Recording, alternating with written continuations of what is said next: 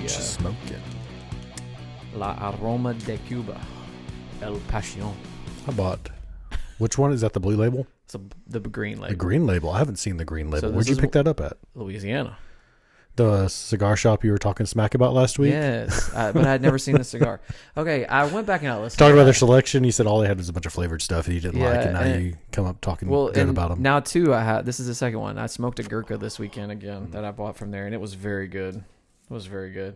Honestly, the thing that drew me the most to it, let's see if I can kind of get it on the screen there. It's a little bit, is the green, really, really fancy Cuban landscape on there. I like it. It has a tobacco plantation in the back. I like their labels. Their labels are really cool. I've had the gold and the red. I've never had the green. No, I've had the blue. Blue, yeah. I've had the blue and the red. Blue and the red. And then the gold one is a little more out of price range. I've had that one. So I think we were talking before we recorded about price of cigars. Man, I try to stay in that $10 to $15 range. Yeah, I am smoking a Rocky Patel vintage Connecticut.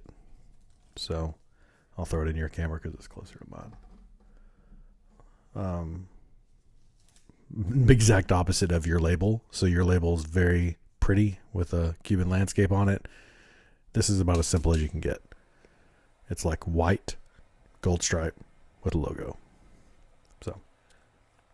So I had something the other day happen while I was so far. lighting with my new fancy lighter. That's my favorite. It seared the ends.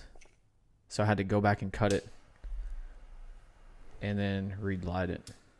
That's never happened to me before, but I've read that does happen. Mm-hmm.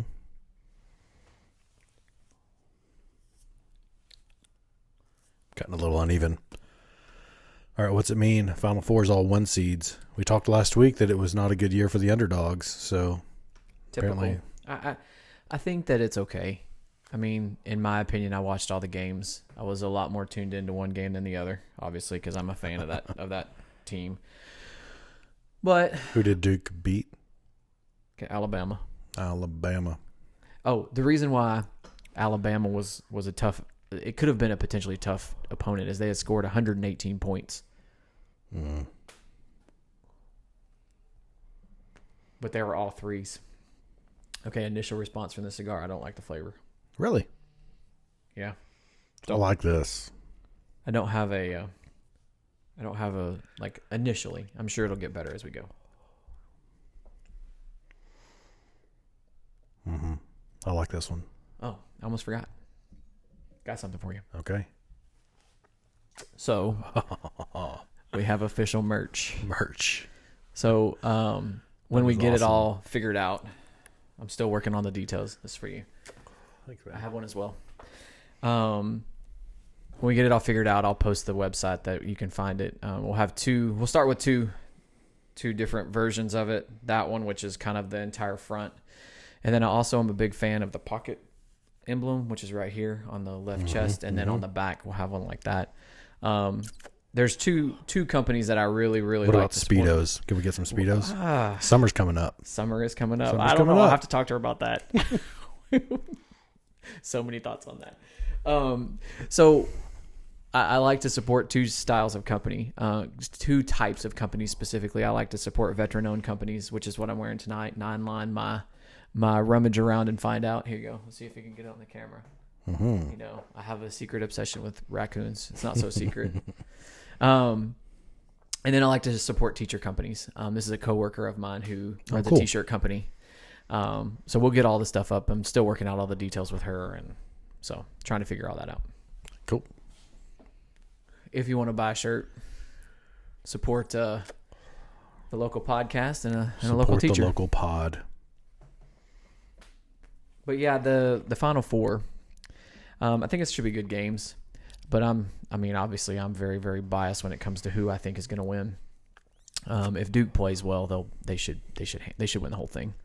They're the most talented team. Now that doesn't always happen in the NCAA. Mm-hmm. Sometimes it doesn't work out that way, but sometimes it does. Now their star Cooper Flag. He was hurt. He's played. Yeah, he got hurt.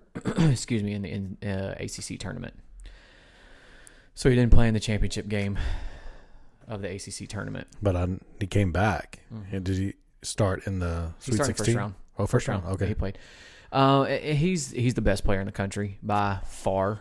What'll be really interesting, and I don't know how deep you want to dive into this, but what'll be really interesting is what do they do because he has been offered quite a bit of money to come back. Now, reports are somewhere between $4 and $10 million. Now, the problem is if you come back, you miss out on that Supermax money later on down the road, but that is significantly more than his first year as a rookie, and you're getting to play at Duke. Yeah.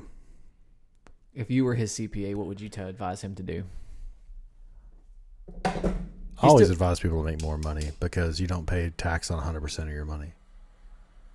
Now, if I could advise you to make that money in a no income tax state or a low income tax state, because that only applies to where you play your home games. Is that the way it is in college, though? Yeah, anywhere. I mean, you're an adult earning money. So I could go, like in this, you could apply this also to nurses. So what I'm getting at is a tax. It's part of the tax law people probably don't know about. And professional athletes, you know, like the Dallas Cowboys play in Texas, there's no income tax in Texas. But when they go play a game in the Meadowlands against the Giants, the money they earn for that game is taxed in New York.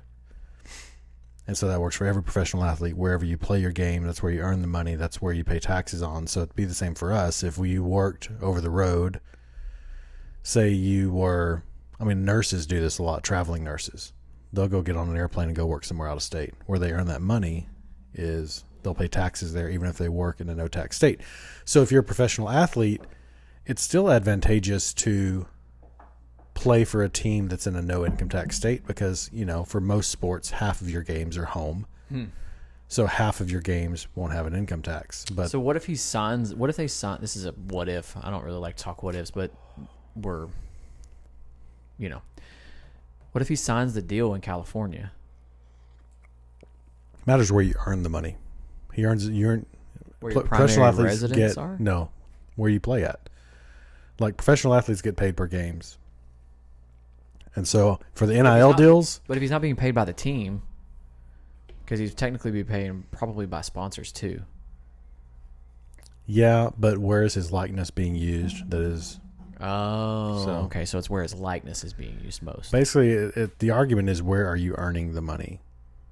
And so going out and playing games is where he's earning that money. Okay. Makes sense. Yeah. That's logical. So it's, that's my only advantage. But normally I advise people take the raise, make the extra money, because even if you're in the top tax bracket, 37 point something, 39% does stink, but it's not 100%. So you're still going to be making more money. Yeah, but the theory is he'd be making less money right away. Mm-hmm. But long term, he would get to the super max contract quicker, a year sooner. I don't know. What if you get hurt? I mean, do you get there? Yeah, I think so. He's the best player in the country. I mean, but what if you get hurt and you don't get there? I don't know. Then I'm not saying he's injury prone. I'm not trying to put that on him because I don't even know. But he's not. That's probably a factor, a consideration. I mean, he got hurt in the conference tournament, and then but he played in the first round, so it wasn't. He went up for a rebound, and it was out of extreme caution that they kept him out. Makes sense. It wasn't it was a rolled ankle, a sprained ankle. I got something to say. It's not politically correct. It's not something to say. It's a question, and this could be just because I really don't pay attention to college basketball, or really the NBA. Like I said, I'll watch March Madness games. I'll watch the NBA playoffs. That's really it. It seems like March Madness has more white stars versus the NBA. So is that something like it's just it's an 30,000 foot view observation? Yeah. So here's how I would quantify the NBA. When you, as a coach, when I go watch a game, you can always tell who the best player is. Okay. Mm-hmm. Now I had the privilege of watching RJ Hampton. I know you probably don't know who that is. Mm-hmm. Okay. But he played at Little Elm. Well, he had a playoff game before our game. Okay. Okay, so we got there early because I knew he was going to be playing, and so I went and watched him. This dude was the best basketball player I've ever seen. I've seen thousands, if not tens of thousands of high school kids play basketball. He was the best player I've ever seen. And he was a 10th man on a roster and ended up in the G League. So when you talk about the NBA, and this is probably true in most professional sports, when you see a dude that's a dude, you know. You just can see it. And everybody in the gym knew. Well, I mean, there's some people, it's 2025, who don't know when they see a dude. Ooh, that was not politically correct if either. if it's a dude. But I'm saying, I meant like a you know what I meant. Yeah. A star. When you have dudes, it's just different. I mean, and when you watch a kid like Cooper Flagg, who is on a team that is full of a bunch of dudes and he's the best one, you just know. You just know. And like, I mean, there can be flashes in the pan where you have that, but also like there's no age limit on how long you can play at a university. And not, without being too controversial, it's a little bit easier to play. I've already opened the can of worms, it's so easier I'll for, get blamed for it, not you. It's easier to play in systems in college.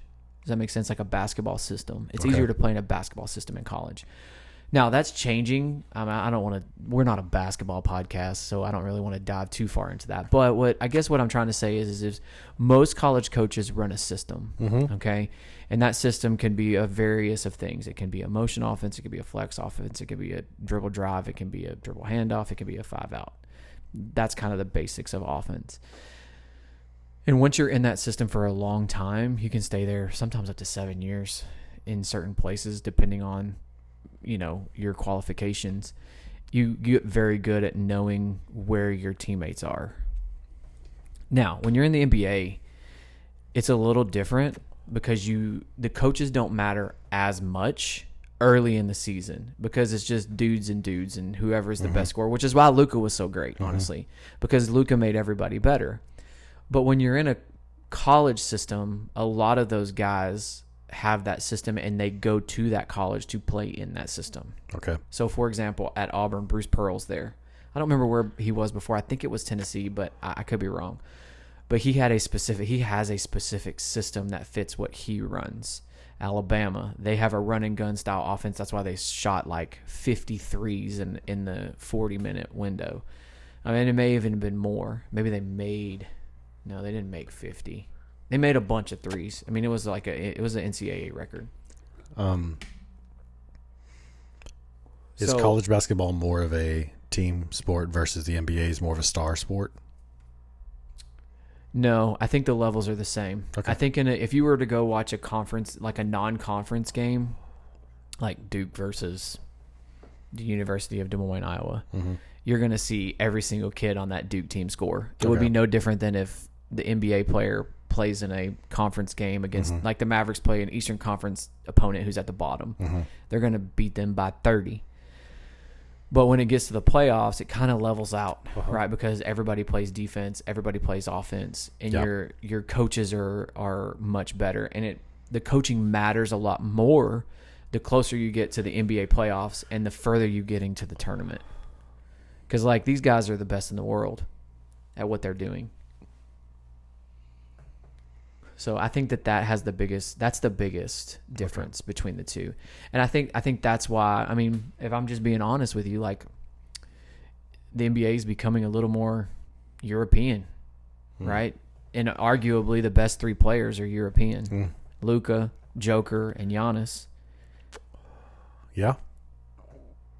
I mean, and there's others in there that you have, I mean, not other to players just that like are really, really good. Beleaguer the point, but like go back 10 years, go back 20 years.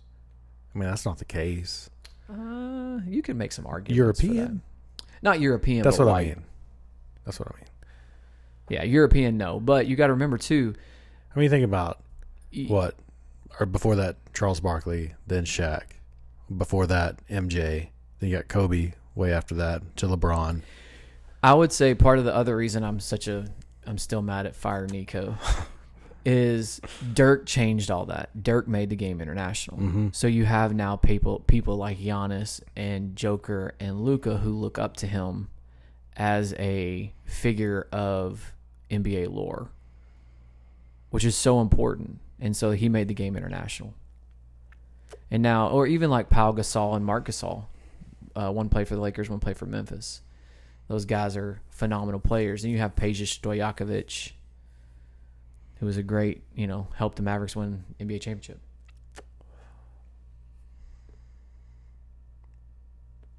Did you catch the Rangers this weekend? I did.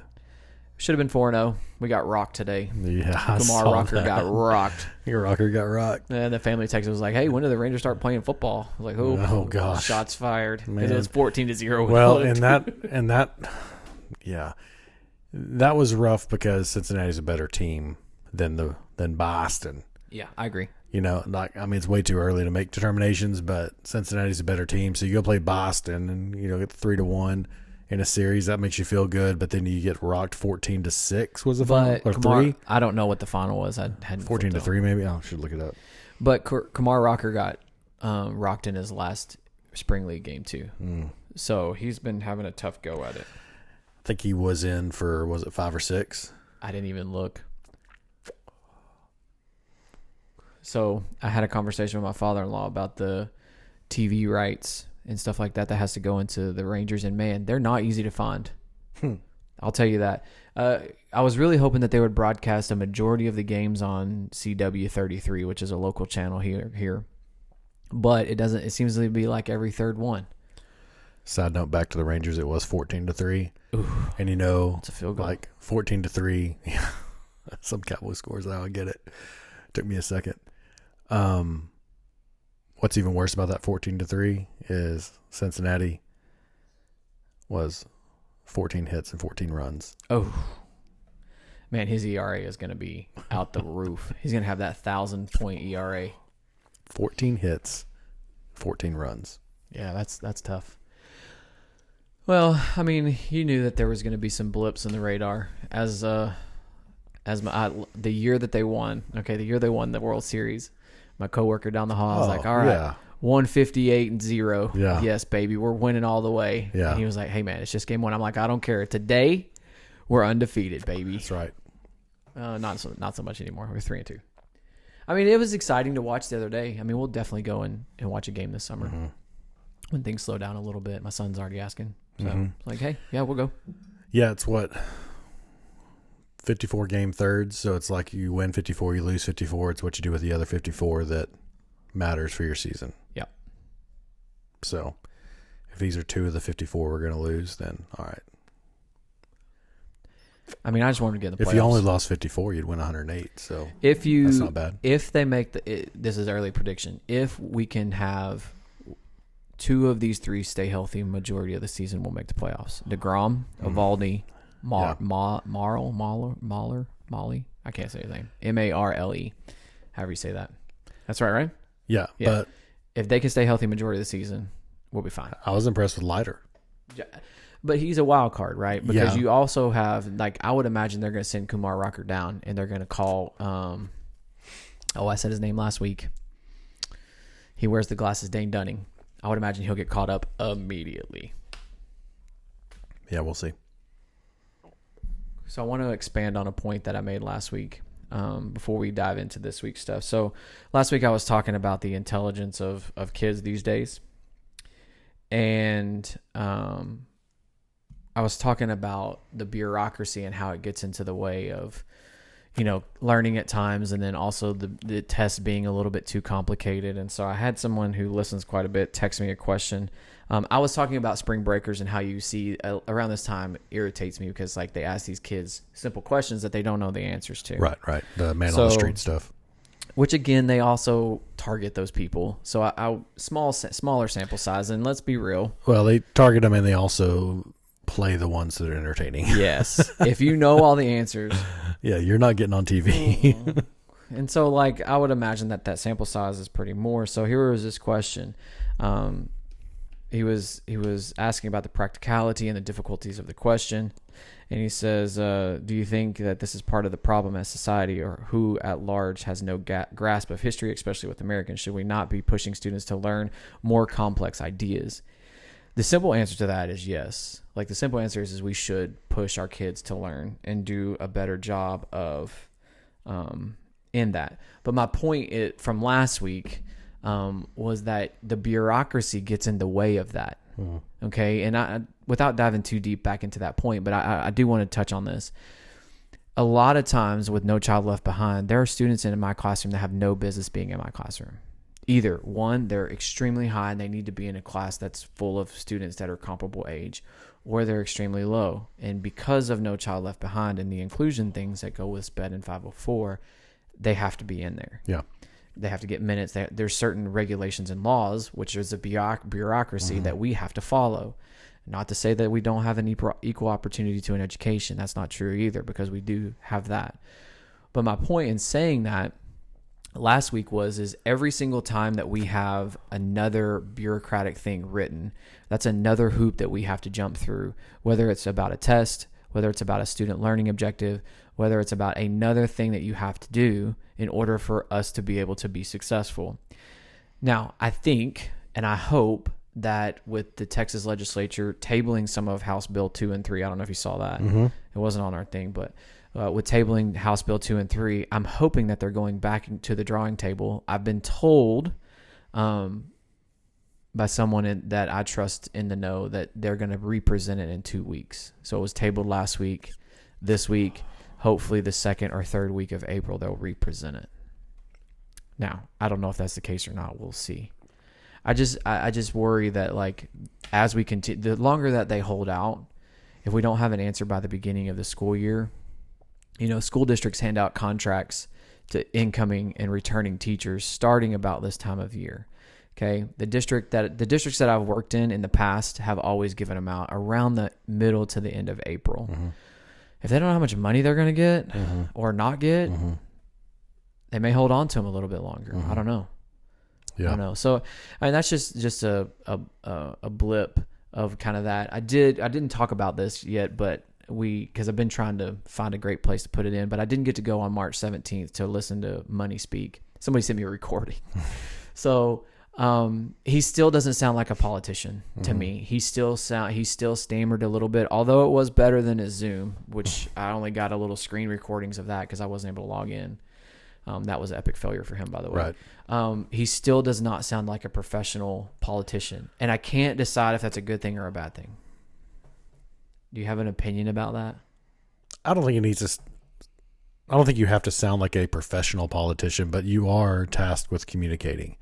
If you're going to be a representative, if you're going to represent a group of people, then I want you to be able to communicate, to listen to your constituents, to communicate Correct. Back to your constituents, and to be an effective communicator to your fellow legislators and the leadership in Austin, in this case, in the Capitol, so you can be effective. Like, if you can't, in that job, if you can't communicate effectively, then you're not good at it. I will say it was better. That's why so many lawyers do it. Yes. I will say he was better.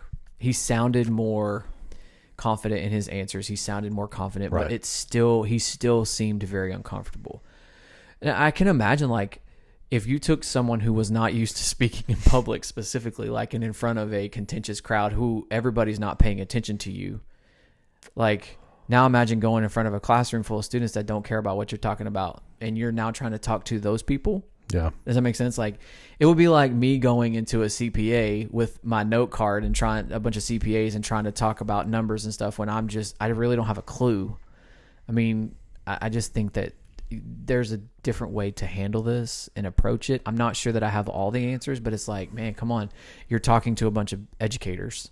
So you need to have at least a general understanding of how to speak in front of people. Not only that, but I've heard Ken Paxton speak about this. I've heard the governor speak about the education bills. Those guys are gifted communicators. They struggle to communicate about this. They are. And I feel like it comes more from if there's not a foundation to support these bills. They're trying to jump through a bunch of hoops to make it sound right.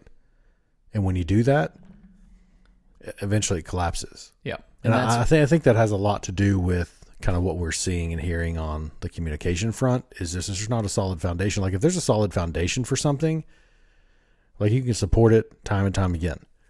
When you hear Elon Musk talk about the cuts that he's making, he was very active today on Twitter X saying there's no cuts to any entitlements unless you think fraud, waste, and abuse is a cut.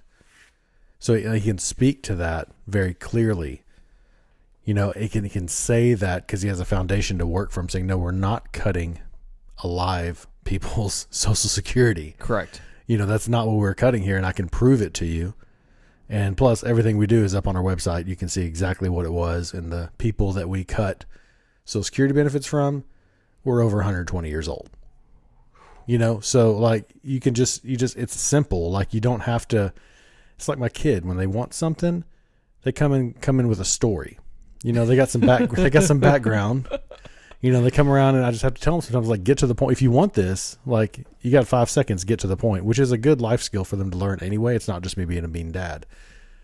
But when somebody has to explain something to you with a whole bunch of words and kind of lead you through, then it's either a very complex topic, which a lot of these things aren't, or they're pulling the wool over your eyes.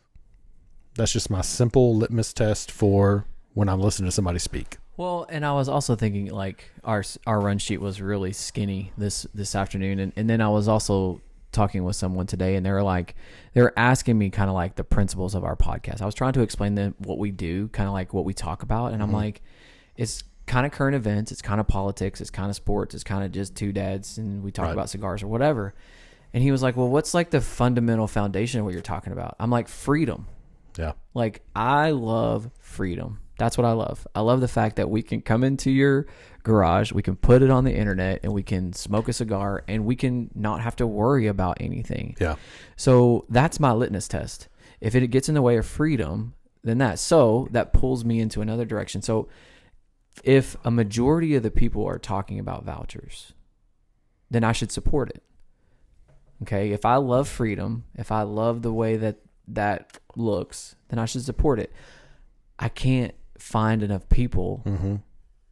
And again, my circle is pretty large. Like I know quite a few people, not just in education. And the ones that are supporting it can't really give me a reason why they support it. Mm-hmm. So it's like, I struggle with that. Like I'm struggling with it. I was thinking about this exact topic just a few hours ago because I was listening to an interview that Ken Paxton did today about, and we talked about this in the last episodes, about Texas is passing some vice laws. Basically, they're going after cannabinoids and hemp type products. What was it on that you were listening? He was doing an interview. It was a radio interview today, local radio interview that Ken Paxton was on. And the radio host, who is conservative, his point was, you know, for all of you out there who say we should allow marijuana in Texas, recreational marijuana anyway. Ken Paxton was very clear, side note, because we discussed this last week, that they have what's called the compassion exemption for military veterans with PTSD, for kids with seizures, you know, people who need this medically. He said it's actually a very streamlined and quick process. Now, this is him speaking. I have no experience with it. I don't know. A very streamlined process to be able to get that exemption and to be able to use marijuana or THC products if they help you in that case. That's just a side note. So that was something we talked about, though. We did. That was a valid point. That is, you know, where I appreciate that because it is necessary. It does help. I do have personal experience with that, but I don't know what the process is to get it approved. So he was saying, you know, the conservative talk show host was saying, you know, for all of you out there who say we should allow THC, let people be people, it's a very libertarian view. We should allow the people to buy this if they want to mess up their own lives or not mess up their own lives. However you fall on that spectrum, we also have the ability as a people, as the 30 million Texans that we have, to make laws and outlaw things that we don't want the general public to have. Agree, both of those points. But here's my question. As on the conservative side of things, which are generally mostly freedom, but some laws to restrict. Do we only make that argument supporting that we have the ability as a public to make laws to restrict things for things that we don't like?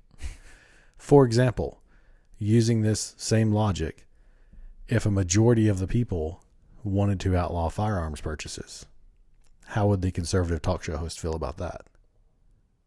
Probably be against it.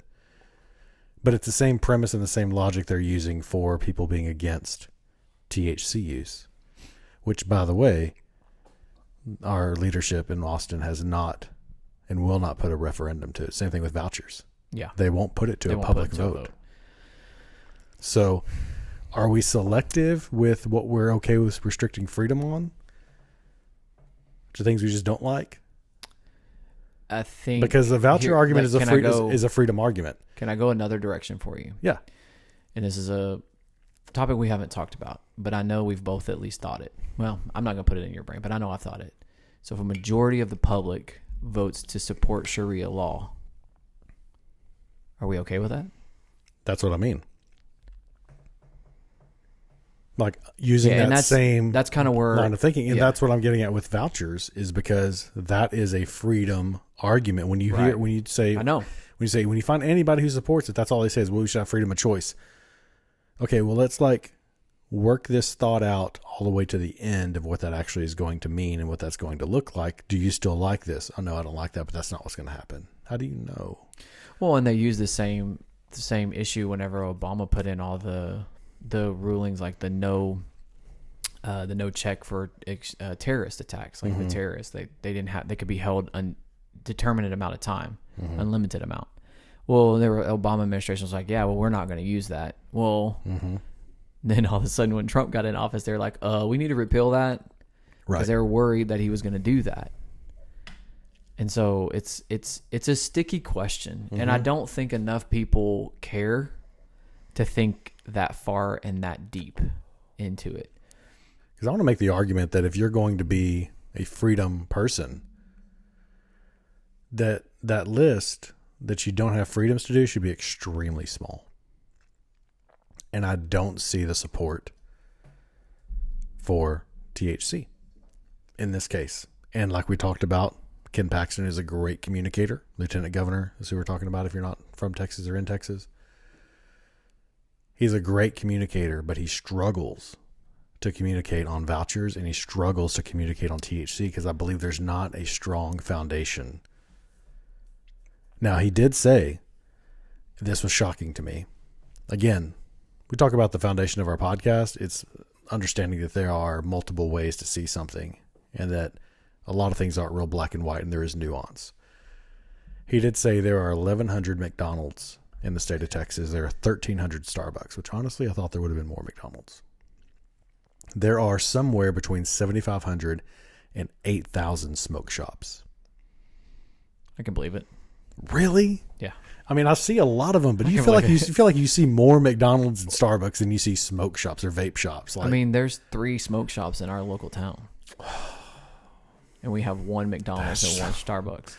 Now, let me be perfectly clear. I'm not looking for vapes or THC. I'm looking for cigars. So, like when you Google, I wonder if they consider cigar shops smoke shops too. Probably. I don't think so. I would be willing to bet that, because you can't ship. I wonder. I'll have to. That would. I wonder if that 7,500 number is only venues that sell CBD and THC products. Now, if you go to a cigar lounge, those places and most cigar shops are not going to sell. They're not going to sell those vapes and e-cigarettes. So here's something else he said. He said that even restaurants had started offering THC drinks, like THC infused drinks, which I've seen that on like the menu or seen that. And he said, but they're all stopping because they're losing control of their customers after 2 drinks, where they used to not do that when it was just alcohol. I don't believe that for a second. Okay, repeat that. I mean, he's saying that. So they're saying like bars, if you have 2 shots, you have two of their THC infused drinks, they're losing control. 2 of Jack Daniels. You're going to lose control of that THC person quicker than you're going to do the Jack Daniels. Yeah. I've never experienced that.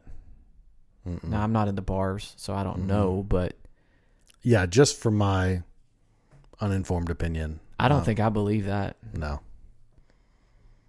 I never see like losing. You just don't think about people on weed losing control. Like they're very chill. Yes. They're not angry. No. Stoners are not usually angry people. Business opportunity. Put the McDonald's next to the marijuana stop. Well, that's Taco Bell's entire business philosophy. They used to when they were advertising that like after hours box or whatever.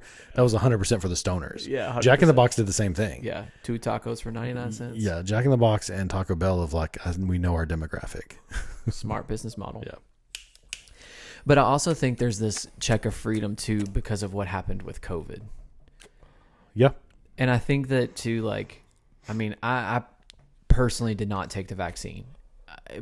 It was because in the moment, and I've thought about this a lot, because I didn't have to take it for my job. Mm-hmm. Now, if they came to me and they were like, hey, Coach Smith, like, you have to take this vaccine in order to come back to work, I would have thought long and hard about it. But if they came to me and like, you're going to lose your job and your family's not going to get a paycheck, I'm taking it. Mm-hmm. I'm taking it. I know multiple people that happened to. Like, either you take the shot or you lose your job. Right. And a so ton of now, government employees yes, that lost their jobs. Yes. And I know a lot of them. Right. But now it's not okay to fire or let go government employees. Correct. But it was okay under the previous administration. Correct. And that's another issue. That's a whole other topic. We haven't talked about that at all. I'm just so sick of we started this, again, we've said this before, but I started this wanting to criticize Trump sometimes. Mm-hmm. Like, I really do want to do that. It's on the list today. But what I'm struggling with is, as I'm going to go back to Gavin Newsom, because he's been in the news a lot lately, if you're kind of looking for it, of like, he had an interview with Bill Maher.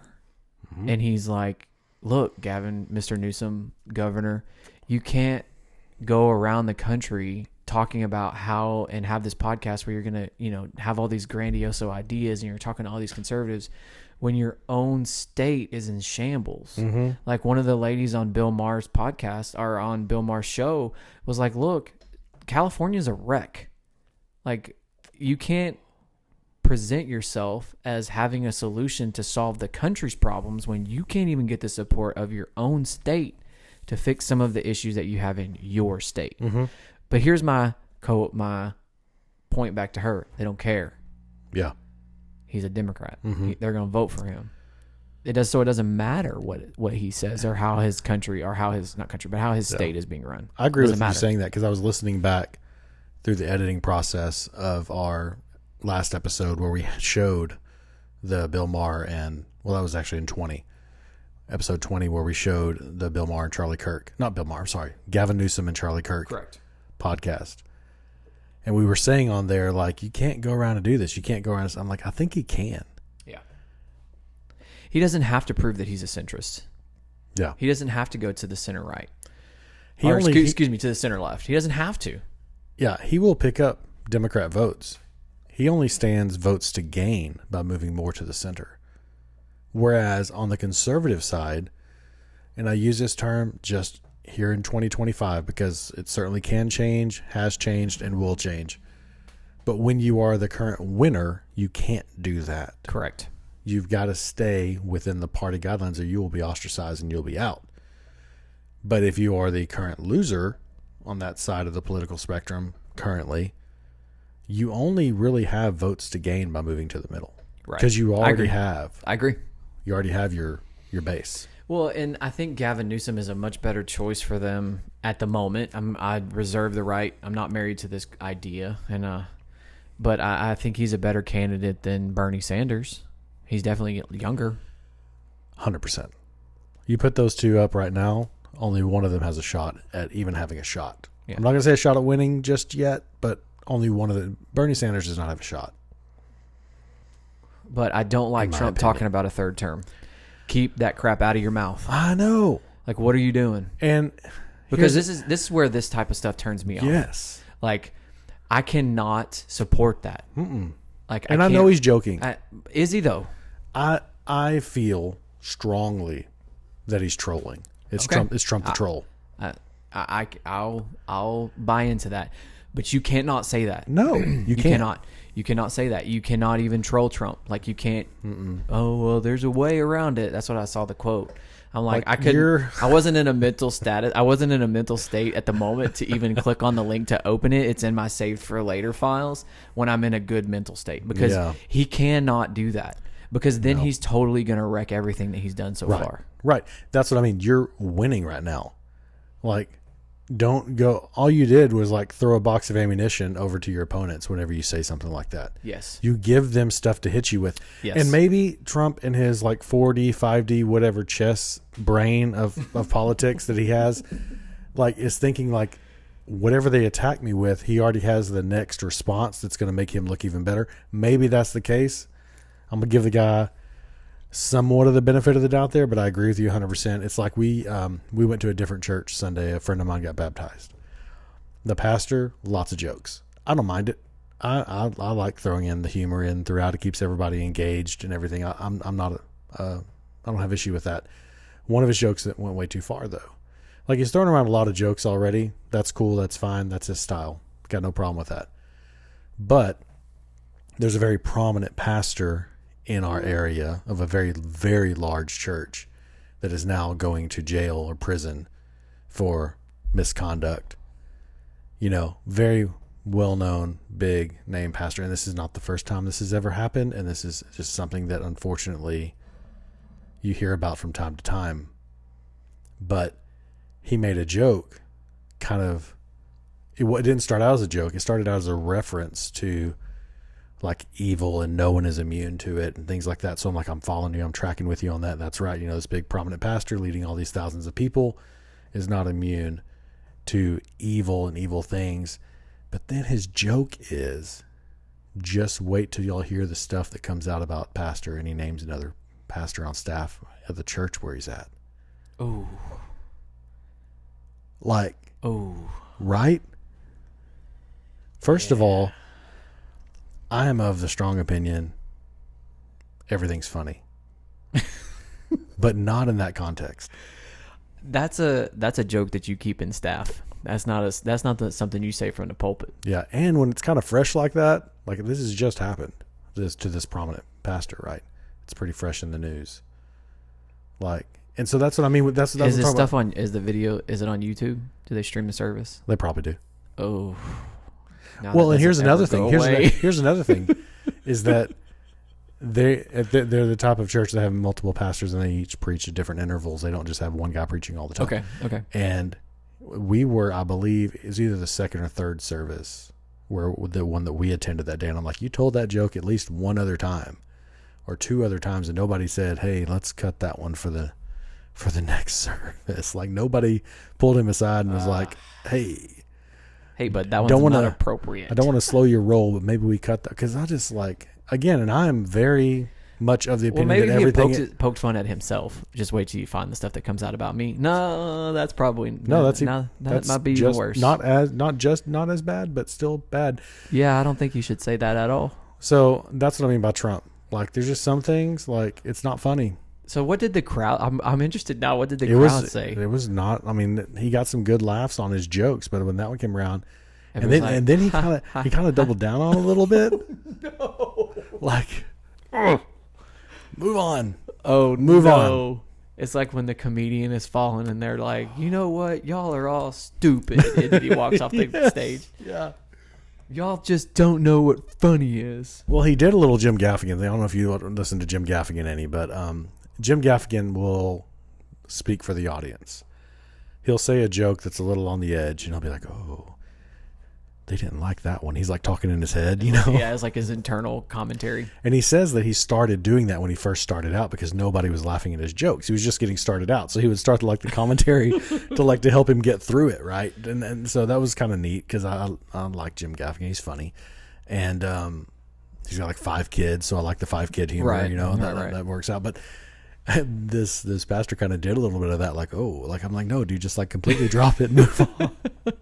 You're not gonna dig yourself out of this hole. It is a great thing to watch pastors scramble like that, because I do that all. Like I don't tell bad jokes, but like I'll tell a dad joke every once in a while, and like all the kids know that I have kids that are about their age, and so I'll say something like that's really, really corny, and they'll be like, "Oh, that was not funny, Coach Smith," and then I'll like double down on. I'm like, "Y'all know that was funny. Yeah, Come on, yeah. at least give me something." Man, But I have. then- We love stand-up comedy, and every once in a while, they always warm you up.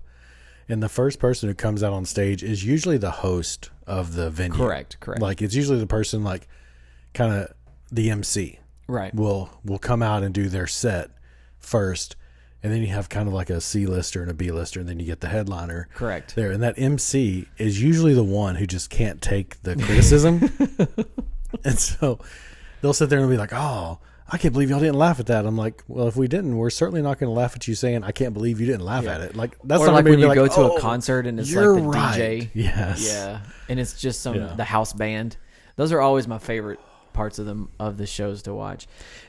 So while we're talking about Trump, do you have a problem first off with non-traditional people visiting the White House and having a bigger role in the White Did you House? see Kid Rock in the White House today? So I didn't, but I didn't see. Did you see what he's wearing? That's what I was going to ask you. Was he wearing typical Kid Rock Bud Light shirts? with a Bud No, Light he hat? was he looked like Elvis in a red sequin suit. Shut the. Okay, I gotta Look it that up. Look it up. I'm gonna take the time. I'll throw it on the video. Make a note of that so don't forget. But yeah, I'll put it up on the video of him standing next to the Resolute desk. And it's like it's like a red sequin suit with a big old American flag across the front of it. Like it is Kid Rock freedom. Oh my goodness! The funniest are the memes that are coming back, and they're saying this is what Zelensky should wear next time he goes to the White House. Oh my! Somebody- oh my goodness! Man, if Kid Rock and John Fetterman were the same size, if only. Okay, I might have to put this in my class. So like across my classroom, I have like different. I'm going to put it images. up here as a poster next time we record. Right. We're going to have Kid Rock permanently. But He has American Eagles on eagle wings on his left and right shoulder. I'm telling you, that suit screams like freedom. Like I can't hate on it. Like he is ready for July 4th. He's going to go blow something up. Like, but that was, and then just Trump sitting there in his, his blue suit and red tie. So let me kind of give a descriptor. It's bright red. Yeah, for the podcast, you won't get to see it, but on the YouTube, I'll throw it up there. It's an American flag across his belly. He has a white hat with a red, white, and blue bandana across the top. That is That's Kid Rock, man. fantastic. It's better than Fetterman, and it's better than Zelensky. At least he has on a suit. I don't know. I might take Zelensky over that. And by the way, he has white alligator boots on. Of course. That's fantastic. That's fantastic. I like it. Bow to I bow. don't know why he was there. I don't know. Sign an executive order against like ticket price gouging. Oh, I'm supportive of that. The irritating thing for me is when you buy tickets and you're like, all right, man, I'm going to get 4 tickets for less than $100. All right, it's $25. And then the fee is Or like another $100. another $100. Yeah. That is a man thing to complain about. None of the 20-year-old college graduates I'm working with right now complain about that. They don't have 3 kids and a daughter that wants to go. That's true. They're buying their one concert ticket. Yeah. We paid a lot of money for the concert we're going to in May. So I'm going to Jelly Roll again. Yeah. Jelly Roll and Post Malone. Like, that's going to be a good show. Here's the thing though, Clint, and this is for those people who are I got a young, posty comment when you finish your story. I went to Jelly Roll, okay, Mhm. and we bought the tickets before he was on Joe Rogan. Okay. They were like $40 a piece. And they were in like section 105 at Dos Equis. So this is a pavilion style. We're pretty close to the thing. It was now next to major events in my life, my children being born, getting married, meeting my wife. Second to that, it was probably the greatest experience of my life. Now here's why. I can't relate to the drug aspect of what he's talking about. I never did drugs. I never did that. But I've never really felt like I fit in. Right. I've always kind of been the young guy who got married way young, and actually, we got married very young, and that was not something that's always successful. Then like I had kids really, really young, And so, it's hard being a young parent and you don't really have a whole lot, but I've never really felt like I fit in. Like I don't, even in my job now, like I'm a coach, but I'm also a teacher, but I'm really good at being a teacher, but I'm also really good at being a coach. That doesn't always go hand in hand. Also, like, I really like academics, which doesn't fall into the sports realm of coaching. Like, I'm really good at both. So I don't really fit into like the academic world all the way, but then like I don't really always fit into the sport coaching world. But then like I also coach girls sports, which is kind of frowned upon by coaches that coach boys, and I've never coached football. So they're like, oh, you've been a coach for 20 years and you've never coached football? That's weird. So it's like, I don't really have a place at times. Yeah. So I can understand a lot of the times, like he has a song about creatures and it's talking about there's a creature in my closet, and it just constantly is there. It's constantly there. Now, again, he's talking about drugs and he's talking about that. So I don't understand, or alcoholism. But like we talked about this before, like everybody has a vice. Everybody has something that they struggle with. And it's talking about overcoming that. Yeah. So I'm also not equating drug use to being a coach. Like I'm not trying to do that, but I can relate to that. This was a worship experience for these people there. Yeah. And I just happened to be there and experience with them. Right? It's like the old Chappelle bit where he meets the trans woman and they're laughing together and they're having a good time, and the trans person says, I'm just here trying to live my life like the rest of you, trying to live the human experience. And that, like, again, I can't relate to the trans person, but I can relate to what Chappelle was saying, right? I want to live that human experience. So when we're there, the person behind me is an 80-year-old woman who cried through the entire show. Okay? The person in front of me is FaceTiming an inmate and holding the phone up for the entire hour and 45 minutes that he's on stage. Now, and then here I am in my late 30s, early 40s, just rocking out, having a fabulous time, experiencing a human experience with the lady whose significant other, boyfriend, girlfriend, whatever, was in jail. And then in the 80-year-old woman who obviously had been through something in her life. Yeah. And it was an awesome human experience that I'll never, ever, ever forget. Yeah, I think that speaks to his popularity, is the vastness, or like the uniqueness of each individual fan that you have. Like there were people there who were dressed in normal concert attire, just like us. Like I had on like a probably a cap just like this, and jeans and a t-shirt. There were people there in inmate clothing. There were people there with their children, which I thought was bizarre, but I mean, hey, what do I know? And it was a very eclectic crowd that got along all in that moment. And then my wife and daughter got to go see him and Morgan Wallen when they were in town at the AT&T Center. And my wife said it was the same thing. Like very, very, very highfalutin people with all the bedazzled stuff that you see at a normal Morgan Wallen concert. But then also it was very apparent who was there to see the other people that were there. So I hope I get to see a rap concert. Like I almost bought tickets to the Millennium Tour this past weekend. Do you know who that is? The Yin Yang Twins and Twista. I wanted to go so bad, but I have 3 kids and I couldn't afford to go. So it's a thing. I hope I get to see a rap concert. I feel like I'm going to get to see a country concert. Yeah. Posty was saying, he was interviewed, and there's 2 things from an interview, and I don't know, I remember I didn't recognize who was interviewing him. It's all clips that we see these days, right? Correct. So he said 2 things in this interview that made me just think, this guy obviously probably has some flaws, but I really like what I hear him say and what I hear him talk about. He said, he's like, I've never been accepted like I have been with this country crowd.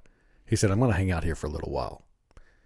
And I feel like what he's saying is that in this current cultural and political environment, he can go just be himself with the country crowd and doesn't have to come out as this super left wing that he would have to be with a Hollywood and pop crowd. Correct. They can just go do his music. Correct. I think that's what he's probably getting at.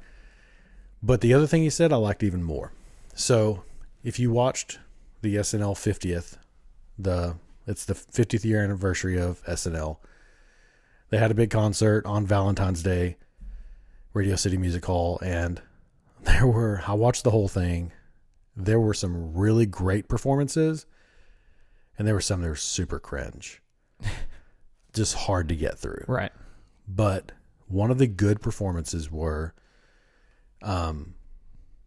Posty covered Nirvana, and it was all the original band members of Nirvana, except obviously Post Malone was doing Kurt Cobain's. He was singing Smells Like Teen Spirit.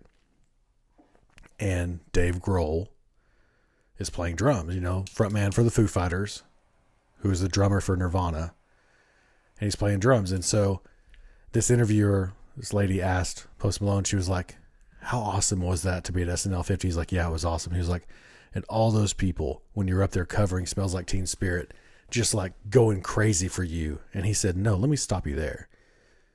They were going crazy because Dave Expletive Grohl was playing drums on Smells Like Teen Spirit. That's why everyone was going crazy. And it's the original Nirvana band. He said, they weren't up there cheering for me. Correct. At all. And I'm like, here's something that I hear a lot from this guy that a lot of people probably don't like because of his face tattoos and everything else and the way he dresses, whatever. I don't care. Like, he is very self-aware that he's not all that. He has fans, but he doesn't let it get to his head. I never have seen this guy singing his own praises. No. Same with Jelly Roll. Never. And man, I just love an artist who is extremely popular and popular across multiple genres and has a huge, Correct. wide fan base who doesn't let it go to their head. Correct. That's just something very attractive in an artist to see that. And I really like And you can tell when it's genuine, you can tell when it's fake. Correct. And I've seen enough from Post Malone, I've seen enough from Jelly Roll to see that it is genuine, that they're just along for this ride and they're appreciative of the fans that they have. Correct. And I think, too, that goes back to their life experience. Yeah. Like, when you have a person like Jelly Roll who's speaking in front of Congress, swinging it back to politics, like, he literally went to Congress to talk about that he's not on one side or the other because he can't even vote. He's never been able. He says that. He's like, I lost my right to vote when I became a convicted felon. Mm-hmm. So I'm not partisan on anything. I'm just here to speak my truth to you. Yeah. And so that was something that's really, I really can connect to people like that. And like, I also connect to a guy, I don't know how much country rock you listen to or just hard rock is Hardy. Like, I really like Hardy. And he has that song Mockingbird or Crow, if you know what I'm talking about. Like, I really like that song. It's full of expletives and your kids definitely shouldn't listen to it. But like, he's just talking about how, he wrote all these songs and nobody cared, but he's in the Mockingbird and now no longer he's not going to be that anymore. Yeah. But he can write a song. He can tell you what is supposed to be in it. And he talked about, on an interview, I saw, again, another clip. I don't remember who the interview was with. It may have been Theo Von. And he was talking about how, I wrote this song about give heaven some hell. And he's not talking about religion at all. He said, but they wouldn't let it go to the top of the charts because of the perception of the song. And he was like, that wasn't even the point of the song. So then he wrote a song about a radio song. He's like, this ain't no radio song. And it's a great song. Yeah. But he talks, and I can relate to that. Yeah. It's something that, it's the purpose of what music is supposed to be. It's supposed to connect you to a thing. And that leads us in another direction. I saw that people that attend a concert more than once a year, a public live concert, have a better outlook on life by like 90%. And I can totally understand that. Yeah. It is not the same. And you just, every time you go to a concert, you understand that. Like you talk about large demographic, and this is not what you would expect, but last year we saw Maroon 5 in Vegas. It's my wife's favorite band ever. Knows all their songs. Their first album, Songs About Jane. Her middle name is Jane. It just could have been written to her. All right. She loves Maroon 5. Huge fan. And so I thought it would be great. And it was one of those special, like, we Pause. You know who I like in that genre? Train. Go ahead. Yes. San Francisco band. But this wasn't a Vegas trip we had planned. We literally got the Maroon 5 tickets. We flew in like on a Saturday to see the concert, saw the concert, flew out the next day. It was one night. We'd never done Vegas in one night. We did Vegas in one night just to see the concert. Huge fan. People in front of us, definitely retired. I'm not going to guess their age, but a whole row, definitely retired. Did not expect to see that at the Maroon 5 concert. But it is one of those times, like every time you go to a concert, you're reminded that you can't just listen to their music on your phone when you're driving in your truck. Correct. Like it is a different experience to see someone in concert, and like the things they do, like you get so used to hearing their songs the way they were recorded. Correct. And as a musician, that's what I love so much about it is like I find myself doing this. Like I told you, we visited a different church on Sunday. The first 2 songs, all I'm doing is analyzing the band. And I'm like, I do the same thing. I'm like, they're using Click and Guide. I can tell. Oh yeah, they're using backing tracks because that instrument that I'm hearing is not on that stage right now. And like, you see, oh yeah, that's where they put the drummer. Okay, live kit and their mic and get behind it. You know, it just you're kind of judging every musician. You kind of like can pick out. Okay, yeah, he's pretty good. You know, kind of thing. Oh, their bass player's the MD. All right, that's cool. You know, like analyzing all that. I do the same thing at a concert, but they play their songs differently, which thankfully they do. So you can get, when you go to a concert, you don't hear the exact same thing you heard on the radio. So this may not be podcast content, but we're going to talk about it anyways. I'm really considering flying to Bristol, Connecticut to go see Hardy. So it's a festival, right? No, it's just a concert. Oh, really? So he's playing in, I don't know, it's in There is a festival in Bristol, Connecticut. July, I don't know which one like it is. the second weekend in July. And the tickets right now to fly there are like $200 round trip. You're flying into Hartford? Yes. I've flown into Hartford. And so, but like the tickets to the concert are like $200 each. So like for $400 plus a hotel, I wonder how hard it would be to get around. To get an Uber to and from. I didn't look to see. Not hard. Not hard. Are there hotels right around that? I didn't even go into that deep. I need to look. Flew into Hartford, but stayed in Massachusetts. I had a client in that western part of Massachusetts. It was closer to flying to Hartford than Boston. So that's all I know. I stayed in East Longmeadow, Massachusetts. But it's a pretty popular town. There's a big MGM casino there. Maybe it's at the casino. Could be, yeah. I need to look at that. I'm really considering going. You should. Because I really want to see him, and he doesn't come south. There's another one in Brandon, When is it? Mississippi. It's in June or July. Oh, that's a great time to go up there. Yeah, it's in the summertime. Yeah. But he doesn't come south in the summer. He goes up north, and he's in all those country festivals that they have across the north all summer long, and then he starts to come back down south in October. If your life and your job was to travel, like that's how you would want to do it. You don't want to be in South Texas in July. I don't want to be giving a concert at Dos Equis in August. Heck no. Hey, my neighbors give me so much crap about this, but last year they wanted to go see Third Eye Blind on August 25th at Jexa, or what is it, Dos Equis now? Dos Equis now. For y'all that aren't DFWites, there's this venue at Fair Park in Dallas that has a covered area, and then the rest of it's all lawn seating, which is cool because most of the time the lawn seats are like $25 and you can go see a band. Now you're sitting back in the lawn, you're not close, Correct. but you can go have a concert experience for a $25 ticket. Correct. And take your blanket out and picnic style. It's kind of fun. Correct. But I don't want to do that on August 25th for a band that has 3 good songs. So when we went and saw... and that's what they give me crap about. When we went and saw Jelly Roll, it was the middle of September, and it happened to be like, it was like a 2-week cooler streak where it was like, oh, thank God we're going to go to that concert, and it's going to be like in the low 80s in the evening. No, it was 115 degrees that day. But it was worth every minute of it. I sweat. I feel bad for Jelly Roll. Yeah, well, you could see the sweat rolling off me. But here's what's crazy: one of the openers was 3-6 Mafia. Okay. Which also a huge fan. Didn't know they were playing.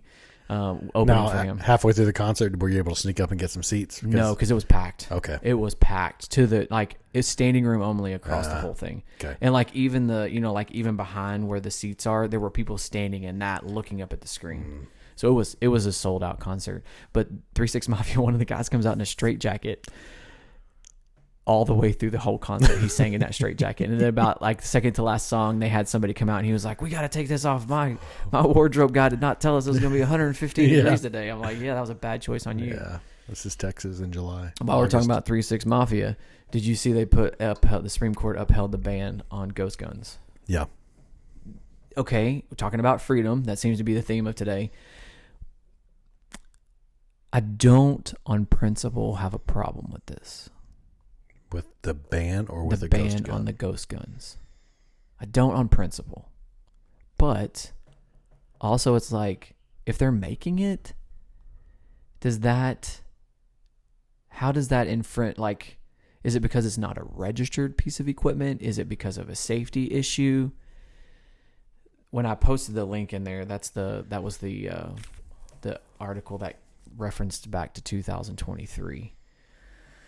So I'm not sure, but the problem is that's the one that Luigi used a ghost gun to assassinate the guy from United Health. Mm-hmm. So that band kind of goes into that. It's not a traceable gun. Which do we want guns to be traced? I don't know. I just think that when you start infringing so much, where is the line? And that's kind of where that's the topic we've been discussing. I mean, we can go to the other thing while you're reading that. I'll kind of talk through the next one is 23andMe files for bankruptcy, right? If you don't know what 23andMe is it's basically like a genetic testing group where they give you kind of your hereditary background, but then they can also do some genetic testing for things of cancer and other mortality issues that that may run in your family that you don't necessarily know about. They filed for bankruptcy, and one of the things that is up for sale is the data that they've purchased or that they've been, I guess, been bought or no, you pay for it. So that you gave them. No, they've always sold that data. Yeah. So even but from now the very beginning, all of it is up for sale. Like you got to understand, and this is what I try to tell people that as a CPA, they're like, I can go to H&R Block and file for free. Okay, you can, but they're not offering that service out of the pureness of their heart. Your Social Security number, your income data, right, how you spent your money is all valuable data that they are selling. Correct. And then they're offered to say, yeah, come get as many people as can and file their tax so we get all this data and then we can sell it and make money. 23andMe did that from the very beginning. Their main income stream was not selling these however much, $50 or whatever DNA kits. Their main, that was probably a break-even business to do the research and provide that. I don't know. I haven't looked at their books. But that's not their main income stream. Their main income stream is selling that data. Because now you have tons of DNA data on tens and thousands and millions of people. It's extremely valuable. You know where they live, you know where they came from, and you know like what diseases they have. So obviously being a historical person, I read a lot of history. One of the things that Poland did right before the start of World War I is they did a census. Mm-hmm. Okay, right before the census, one of the questions that was asked that was what religion you were. Mm-hmm. So now when the Nazis invade, they're able to find all those people very, very quickly. Right. So they're able to find where they live, who their neighbors were, how many people lived in that house. So that's instantly where my mind went, is like, oh goodness, now they have everything. If they sell that data, they have everything on you. I've never done it either. Yeah. And not really for a reason. That's really the reason why I've never done it. This is like I told you, I'm normally not a conspiracy theorist guy, but there are some that I hold to that you may think is really going down a rabbit hole. They also they've used 23andMe to catch criminals. Really? Yeah. So some of the people they sell it to are police departments. And then they'll run and be like, all right, we found you. We had this DNA kit. Interesting. And because you've never had to give your DNA for a crime before, you were never in our system. But now, through 23andMe, you're now in our system. Your DNA matches a crime from 20 years ago, whatever it is. Now we have you. And I'm like, okay, I haven't committed any crimes that my DNA could be traced to. Like, I don't have that as a concern, but I don't really trust your record keeping. Yeah. So that's it. I just think that it's interesting that when these companies first started coming out, I don't know how often do you use Google? Every day. So have you noticed that the search bar has changed? So when you go, or at least on mine has, in my Chromebook, when I search something, like if I just Google basketball or Bank of America is the first thing that pops up. When I go to the searches, it says private. Now, I don't know if that has to do with like my Google account or something, but now it automatically puts me in incognito mode. Oh. I didn't do that on purpose. Yeah. I didn't change that. So it automatically shows the results, especially like when I click on the news part, it shows private. Interesting. So I don't know if that's one of those like patches that they push through, or like the results that are available to you come up differently. I don't know, but it'll be interesting. That's just an interesting thing that I observe, because Google puts out updates almost every day, and then like if you don't restart your Chromebook or you don't restart your computer, like I leave tabs open on my computer all the time. Right. So, but I have to occasionally turn it off and restart it. Yeah. So that way it updates. I just think, as far as privacy goes, it sounds like and reskinning that article, that the justices that voted for the ban, to keep the ban, which is The ghost gun. upholding the ghost gun law that was passed by Biden in 22, did so from the fact that they did not feel, the conservative justices anyway, did not feel that it was infringing on the right to bear arms, but it was keeping you from the right to bear arms that are untraceable, because the Biden law required serial numbers and required background checks on the purchasers. And that was the part of the law that was upheld.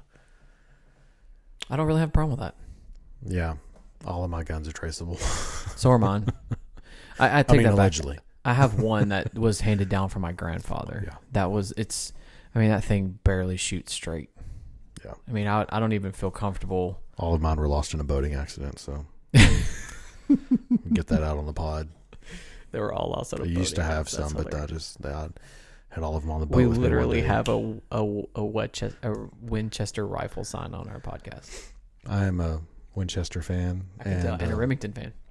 Yeah, Winchester on rifles and Remington on shotguns. Although I want to get... Anyway, we'll talk guns some other time. We haven't talked guns on the podcast at all. We have not. Wow. I got to be honest, though. I'm not an expert. I don't have any type of expertise on that. And I know we have a friend that's a big pistol fan, and he has a very specific pistol that he likes, and there's often a conversation. So let's just get it out group. there. I'm a Glock guy. You are a Glock guy. I own several.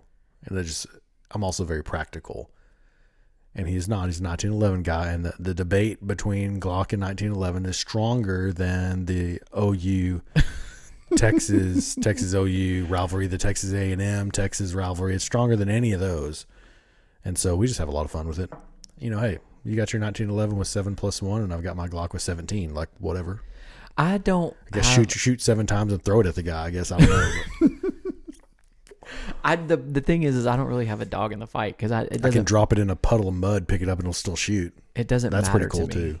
It matters to me, but it's also just fun. Yeah. And not to mention, like, it's not a bad thing if it's your everyday carry or concealed carry for it to be lighter weight. By grams. They call it the Lego gun because it's plastic. I don't care. Oh gosh, I forgot about that. I don't really. It's all fun. It's all fun. I also games. own like other 1911 style guns. Like I'm not one of these people like I can't own a 1911. Right. I've got both. They both have purposes. One of my pistol competition guns is a 1911 style. Nice SIG 320. Yeah, I have a old pistol that my grandfather gave me that was a little 22. Yeah. My favorite handed down gun is a Winchester Model 94. I think I've seen that one. It's a I've seen your Remington. It's that bad boy right there. And it's a so there was a point in time in the war, in World War II, where steel got short. You know about that from teaching history, that they went from using solid pins to rolled pins in the manufacturing of the guns. This is pre that. He bought it in like 1928. But it's a lever action 30-30. It's the gun you see in the westerns. Have you shot it? Oh yeah, it kicks worse than my 7 mag rifle. Like you will feel it. Have you ever shot a 50 cal? Yes. So I did it one time. I'll never do it again. Why? Because it blew my shoulder off. Yeah, it is I had an uncle that had decided that he was going to go elephant hunting. Oh, okay. With a 50 cal? I don't know how big the gun was. Like, I don't know what the caliber was. I was a young 20-year-old and full of vinegar, and I was just like, yeah, I'll shoot that. Oh, yeah. And I regretted it. And that sucker, we shot, it's a good push, but I don't remember it being. It was across a dam. Like, it was probably 100 yards. And that sucker kicked me, and it blew. We had I don't remember, like some kind of ice cooler thing over there. Yeah. And it just blew it to smithereens. It's the only rifle I've ever shot where I felt the shockwave. Oh, yeah. I shot a 7 mag. I shot a 44-60. That's a big one. It's a 44 caliber rifle bullet with a 60-inch barrel. It's the octagon barrels, those old guns you see there. Mm-hmm. But the 50 cal was the first one I've ever shot. The only one I've ever shot where I felt the shock wave from firing it. It's intense. That's a big boom. I was not comfortable holding it after that. It kind of spooked me a little bit. I'm not gonna lie, it spooked me. It's fun though. It was fun, but I was like, yeah, I think I'll back up over here while y'all shoot that thing. So yeah, and then I have pistols, a few rifles, and a couple more utility shotguns. We also have a friend who likes the tactical shotguns. I don't have a tactical shotgun yet. Should put that on the list. My next one, though, and I've said this for a long time, I keep buying different ones, but I keep saying the next one on top of my list, I want a Dirty Harry gun. I want a Smith & Wesson 44. There's different models. Actually, the Dirty Harry gun is not the one I really want. Is the 686, the 357 Magnum. You're going down a trail that I can't follow. That's the only gun I would probably ever open carry. Just a big wheel gun. Yeah. You can't open carry a Glock. You look stupid, or you look like law enforcement. I'm not saying they look stupid. I'm just saying you either look like you are law enforcement. If you're not, and you're open carrying a Glock 17, you just kind of dumb. My grandfather used to carry his revolver everywhere he went when he was on the farm. Yeah. And it was massive. I was a kid, so I don't remember exact. I think it was a 44 mag. That's a big boom. It was big, and like when he shot that thing, you knew. Mm-hmm. He was an older gentleman when he shot it. I almost knocked him over. He scared everybody around him. Like, hold on to that thing, don't fall over. No, it's fun. But yeah, going back to the ghost gun thing, I don't really like anything that infringes on freedom. Mm-hmm. But I caution saying that because it's like some things I draw. It's like our scoreboard over here. That's an imaginary scoreboard. Yeah. I think that would be one thing I would be okay with.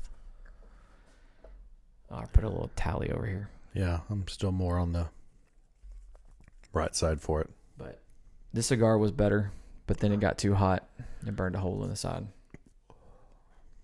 Yeah, this is good. This is a good one. I'd buy it again. Yep. Any big things coming up this week? Trying to take it easy a little more. Like, I've been pretty busy with work. That's dying down, so get some work in this week, and then the following week kids are out of school for like a 4-day weekend for the Easter weekend. So try to get everything done so I can spend some time, have a nice 4-day weekend with the kiddos.